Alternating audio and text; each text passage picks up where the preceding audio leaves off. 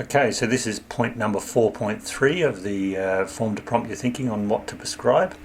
And it's this little section in here that we want to balance the forefoot to the rear foot. Okay, there's lots of different ways to describe the same thing here, tip into zero, whatever it is.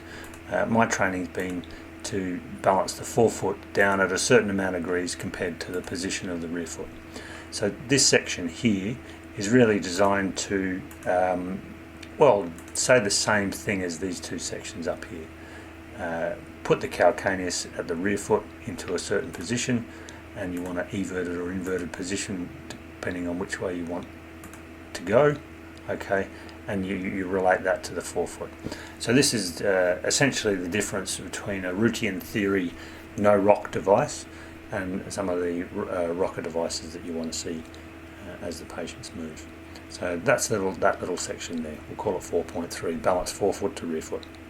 See you again soon.